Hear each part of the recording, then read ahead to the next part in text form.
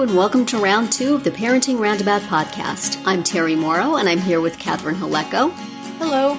Usually on this podcast we talk about parenting issues, but once a week Catherine and I like to get together to discuss TV, movies, books, and other entertainment topics because it's nice to talk about something other than parenting for a change.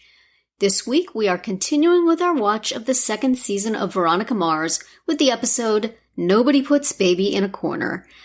Unfortunately has nothing to do with Dirty Dancing. Yikes. And we're also continuing with World of Dance with another round of Duels. So this was the third week of trying not to make children cry. It was the second. It was only the second week. Okay, this was the second week of watching children put all their dreams out there on the stage and one of each group getting squashed. I enjoyed all the dancing. Mm-hmm. Don't enjoy kids getting their hearts broken quite as much. Right. But it is they always... were fairly mature. These were fairly mature ones. For people. And the ballet girl who I enjoyed, Maddie, I guess her name was, I enjoyed her very much the first time. And she said she was going to do something different this time, and she did, and I did not care for it. And she, like the girl from The Partners a week or two ago, was looking ticked the whole time. She had that smile, man. She had that smile plastered on, but you got to work on the eyes, honey. Because the eyes were telling a different story altogether. Yes. So. Yeah, she was up against a pretty young adversary, but I agreed that I liked the younger contortionist girl. Oh my goodness. Speaking of people who doing things with their bodies that should not be doable. Such that mixture of wow and ow was strong with her. Yes, it was. But you kind of had to go with her. Mm-hmm. And it didn't help that I think the other girl wasn't her strongest. So that was one of the duels. Then they had Bailey and Keita doing hip hop and James and Harris with Barefoot Contemporary. But it felt rather hip hoppy. Yeah, they seemed to be throwing some. I don't remember if they did that the first time, but they did throw some hip hop moves in, and they're very good. Mm-hmm. I enjoy watching them, even though Barefoot Contemporary is not my thing. But the other two, Bailey and Keita, I thought were better. Right, Bailey and Keita, who are professionals with 2 million followers on Instagram or some crazy thing. Now, are they professionals because they have 2 million followers on Instagram, or do they make money dancing somewhere else? I think both. Okay. I mean, I feel like they have. The world has gone very far out of my sphere of knowledge, Catherine, if having millions of followers on Instagram makes you a professional dancer, but okay. I'm willing to accept it. Because, their dancing is not for me. I mean, they're not aiming at the audience of 61-year-old women who enjoy watching the occasional hip-hop. So, good on them. So they are professional separately, but then have just come together to be a duet, because it'll get them another chance on World of Dance, or whatever. Right. I enjoyed watching them. They were very good. Yeah, they were very cute. I don't know which one's Bailey and which one's Keita. I thought the girl was Keita and the boy was Bailey, but it honestly absolutely could be the other way around. So, you crazy kids, whatever your names are, good luck. And certainly don't ask me to say which one is James and which one is Harris, because they look very much alike the same. To me. Yes, that I couldn't tell you for sure. They both look like they could use a hug and a cup of cocoa.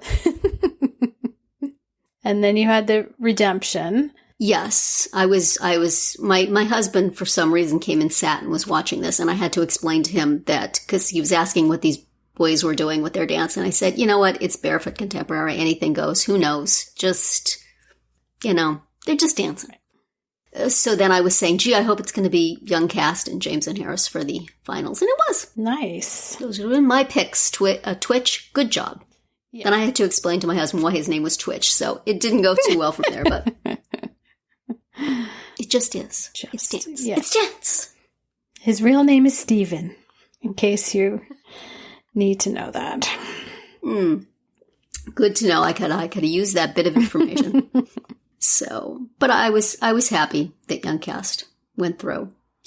Yeah, me too. Because I liked them when they didn't get chosen before in their right. Role. Yes, I mean nothing against Groovement that was their adversary there, but I sort of liked Young Cast better. Yeah, and nothing against James and Harris, who dance very nicely. But with Young Cast, we've watched them now with their original audition. Did they have a callback or did they get accepted right at the beginning? I cannot remember. I'm trying to remember how many times we've seen them dance. We've seen them dance 3 or 4 times, right? There's that one super tall dude. Has he always been that tall? I feel like he wasn't always that tall. I feel like he maybe had a growth spurt during the course of these auditions. Because he's now like head and shoulders over all the tiny little people dancing around him. And his main function seems to be to just throw people up in the air. And there was like rather more focus on him in the thing that they did for the redemption round than I was comfortable with. Stand in the back and throw small people in the air is what I want from you, sir. Where did I don't know. I guess I had never quite noticed how very much larger he was. You know, that's these young teens, they can you never know. Quickly. Yes, I feel like maybe he gained about a foot between when they first danced and this last one. That California air. Oh, well, but he's going to the finals, or the semifinals. So what lies ahead for us here? 2 rounds of semifinals and then the finals? I think that's what we determined. So the pre-show portion of this TV program is like 3/4 of it. And then at the end it's semifinals, finals, bye. And I'd like to know if, I mean, obviously we'll find out, but are they now competing? Are they mixing up the upper division and the juniors, or are they still 2 separate things? Boy, I don't want to be any grown-up who has to dance against Savannah. That would be brutal. Mm-hmm. Now, I don't know. I'm very, very curious to see how they do it from here, having never watched the show before. Right. So we will just be surprised. Yes, we will. And see what they come up with. Now, again, listeners, the episode that's on tonight, August 4th, we will be talking about next week. So you enjoy them tonight and then wait a whole week to see what we have to say about them. It's fun. File that away for 7 days. You can watch it again on Hulu before you listen to our podcast. Yes. Or NBC.com. Our podcast is sponsored today by Best Fiends, the puzzle app that challenges your brain with fun puzzle levels, but it's a casual game so it doesn't stress you out, which is a good thing right now and always, I think. Oh, it's a game that anybody can play. It's made for adults, but it's bright, colorful, fun, and really approachable. I love all the flowers in the latest update.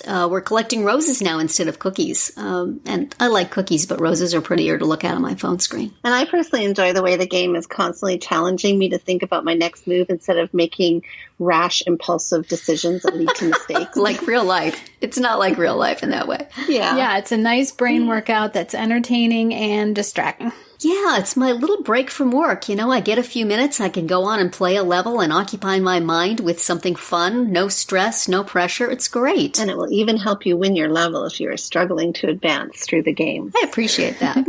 Engage your brain with fun puzzles and collect tons of cute characters. Trust me, with over 100 million downloads, this 5-star rated mobile puzzle game is a must-play. Download Best Fiends free on the Apple App Store or Google Play. That's friends without the R. Best Fiends.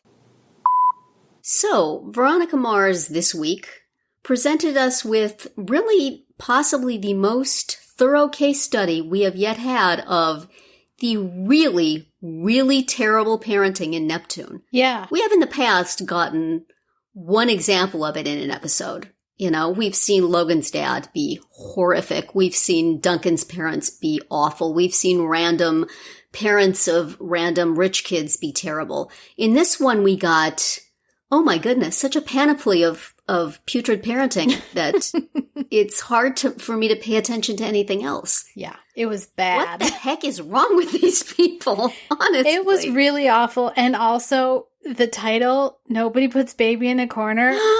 I mean, oh my gosh. No. Horrifying. No.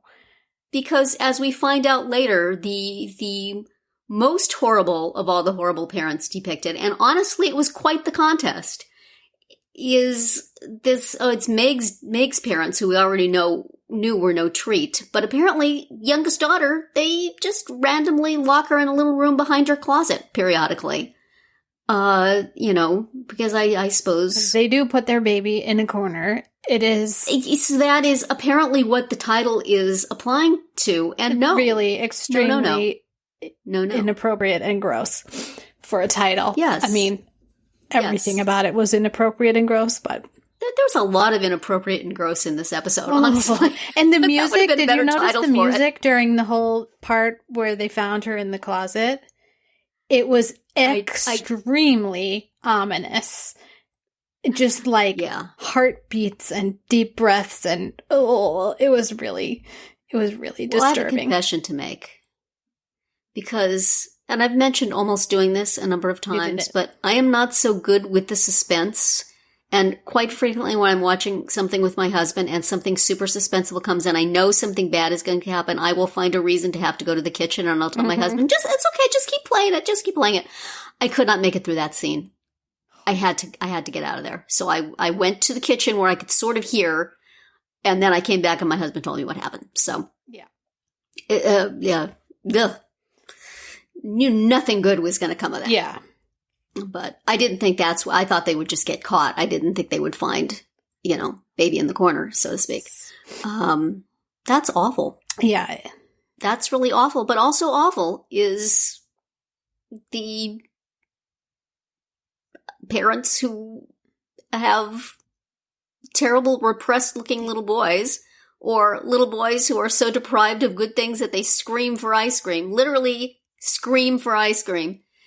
Yes. And, go off after their mother to be punished with the head down after having written a bunch of thank you notes. A little boy writing thank you notes? I don't think so. So it was just all very weird and gothic. Yeah. It was extremely... Veronica, get the bleep out of Neptune. What the heck? It's like... Yeah.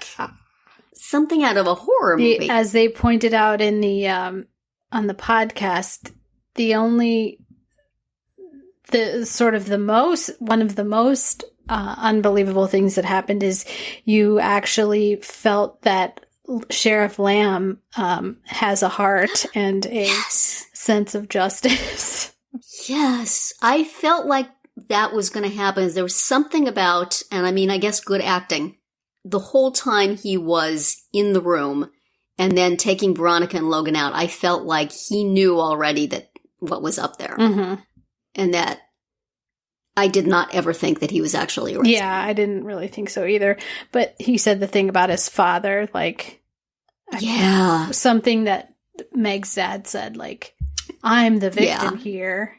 Right. He said he heard his father saying the whole thing. So now I wonder if, as Steve Guttenberg suggested that they're going to incorporate Neptune and then put Keith in as the chief of police, if he's going to become the chief of police and therefore will no longer really be directly a rival of Lamb, and maybe now they're going to humanize Lamb a little bit, that would be welcome, because he's insufferable otherwise. And he still needs to work on the bus crash. I don't know.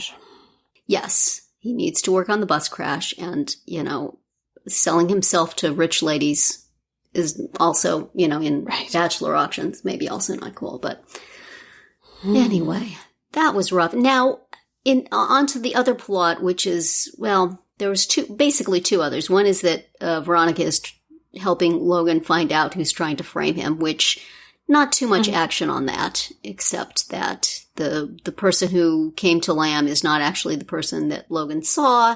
And he is a plastic surgeon who turns down work, which seems unlikely. Right. And who also is sort of either weird buying thing. or selling drugs. on the drugs, side. yes, through a cigar shop. So, okay, that's going to pay off later on. But now, are we supposed to think that Duncan slept with Kendall Casablancas? I hope not. I think they're trying to make it seem like that. I think they are. They better only be making it seem like that. Yeah. Because, come on, Duncan was actually being somewhat reasonable in these episodes. Yeah. That was distasteful. It was. I don't want to even have to think about that. No. So, and we once again saw the poor business teacher who is now broke because of Casablancas. of Mr. Casablancas. Yes, and I believe it was just last week that you said they completely dropped the whole Casablancas story. So if there's anything else you want to know, you need to bring it up now, and we'll I get guess them so. to mention it next time. It is so fun. But it's the fact that they're revisiting it now several episodes later, as they also mention on the Veronica Mars Investigations podcast. What the heck? What is with the timing on these episodes? I do not get it. Yeah, like what's been going on this whole... Their mother's like, I got here as soon as I could. Like, well, no, because it's been like at least a month since he left. She just had to just pop in there to add to the cavalcade of crappy parenting, you know. Yes. So, we can squeeze one more in here. Yuck. Yes. And, talking about continuity also of things that happen in one episode and do not continue to the next. You know what this episode could have used more of? Clarence Weedman. Yes. They're sneaking around Meg's house, finding terrible things, and who should come in the door? They think it's her dad, but nope, it's Clarence Weedman with the baseball bat ready to meet the dad. This is what we needed. Hang the dad out the window of the house and make him confess. I love it. That would have been useful. Clarence, come on, man. I thought you were Veronica's partner. Yeah, she needs... What good does Duncan do her, Duncan dressed up for cat burgling, which again, as they also pointed out on the podcast, like they could have just asked Meg's sister. The sister. I mean, I asked that in my head quite a few times during the episode. Why? Don't sneak into their house. I will have to go out to the kitchen while that's going on. Come on. Well, no one think of Terry and her need to not see this kind of thing. Nobody ever thinks of Terry. Oh, well. So, you have anything else to say about this traumatic in so many ways episode? Well, also on the podcast, I didn't understand why Helen kept saying that this episode was boring for Veronica. Like, she was very busy and she was... like uncomfortable, but it wasn't boring. Well, I think that we just saw certain moments of her long days. We saw the interesting moments, but I mean, if she's babysitting these kids, she's in a house for 3 or 4 hours with the, various embattled children. She's also at that slumber party for quite some time. But I those didn't look like a good time. I definitely don't think they looked like a good time, but I wouldn't classify it as boring. Especially maybe. the slumber party. Like, a lot was happening, even if it was unpleasant. Again, I think we only saw certain snippets. I think over the course of several hours, it would have been excruciating. And I don't know. Yeah, it's the time on this episode was weird because it seems like she did a lot of stuff that you could not do all in one day. So apparently she skipped. Well, it's just like the Neptune geography. It's the Neptune time passage. Definitely. Well, next week, the episode... when we watch the 8th episode of Veronica Mars, season 2, which is called Ahoy, Mateys. And I just fervently hope this doesn't mean she's taking the pervy dad from one of her babysitting jobs up on his masterfully slipped into a bunch of sentences that had nothing to do with it, invitation to come on his boat and smoke a J and fool around. Surely that's not what this episode. Assure me that's not what this episode. Not. I mean, in general, the episode titles on this show are a real problem. They are. They are indeed. And we will also continue with World of Dance with the episode that airs tonight, August 4th. It's the first episode of semifinals. Ooh. And that is going to be it for our round 2 today. Please subscribe to our Parenting Roundabout podcast so you won't miss any of our episodes. We have something new for you every weekday. As always, you can find recaps, links, and an opportunity to comment on our website at parentingroundabout.com. Goodbye, Catherine. Bye, Terry. Bye, everybody.